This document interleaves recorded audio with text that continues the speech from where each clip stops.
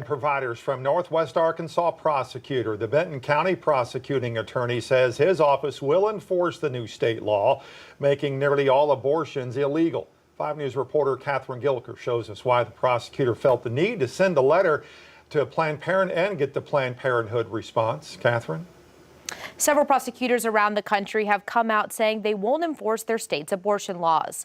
Not the case in Benton County, where the prosecutor says this is fair notice so there aren't any problems in the future.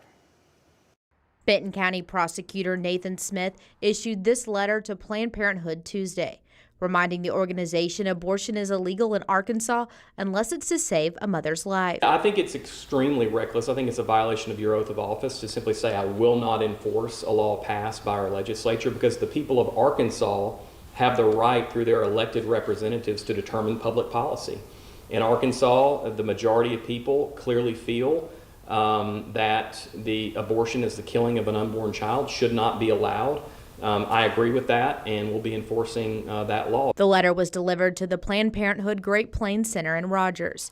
President and CEO Emily Whale says that location that opened in September 2021 has never provided abortions. She says this letter wasn't surprising, but was frustrating. We are trying to prioritize our patients who are dealing with grief and frustration and trying to figure out how to get care that is still legal in other states.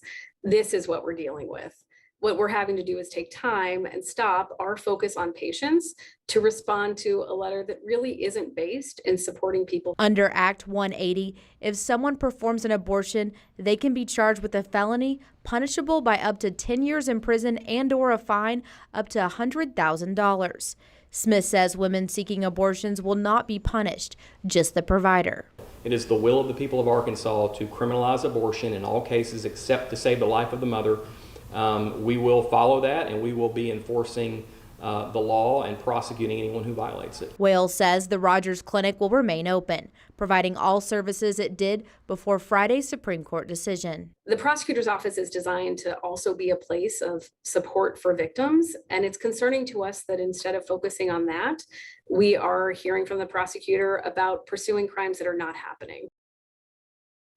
I reached out to Washington and Sebastian County prosecutors who tell us they will treat abortions like any other cases, reviewing them and issuing a warrant to charge providers if there is enough evidence. Catherine Gilker, 5 News. All right, Catherine, thanks. Let's step outside now.